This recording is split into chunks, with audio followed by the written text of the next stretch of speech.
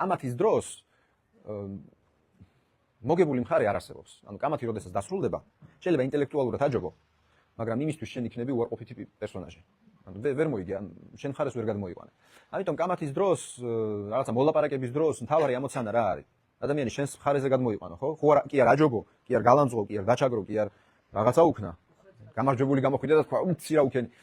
ამიტომ რას ვაკეთებთ? აქ დგას შენი ოპონენტი, აქ დგახარ შენ. ანუ შენი პოზიცია აქ არის, მისი პოზიცია აქ არის. ეგ რას ნიშნავს, რომ მას აქ თავისი ხედვა თქვა, მე თუ აქ ვდგავარ, მე დარბაზს ხედავ აი ასე. და ჩემი ოპონენტი თუ აქ დგას, ის დარბაზს ხედავს აი ასე. ანუ სხვადასხვანაირი ხედვა გვაქვს სამყაროზე, ხო? მაშინ რა უნდა გავაკეთო? მე უნდა გადავიდე მის ადგილზე და დავანახო, რომ მე შემიძლია მისი მდგომარეობა გავიზიარო. მე მოვკიდო ხელი და გადმოვიყვანო ჩემსკენ. და ვაჩვენო, რომ აი აქედანაც, აქედანაც შეიძლება დაინახო სიტუაცია როგორ გამოიყურება. როგორ უნდა გავაკეთო ეს? ჩვენ გვაქვს ძველებს ალბათ გახსოვთ ფორმულა ესეთი 4 მ. 4 მ.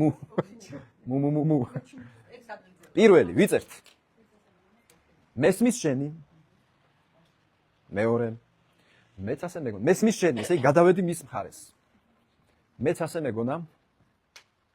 და მასთან გვერდით გავარ და ველაპარაკები. ჩავკიდე ხელი. მაგრამ როდესაც გავერკვიე.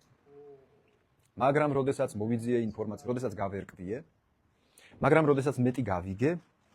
მაგრამ როდესაც სინამდვილე გავიგე, ანუ ატრიალებთ ამ ფრაზებს. არა აუცილებელი მუდან დაიწყო. ეს ჩვენთვისაა 4 მ.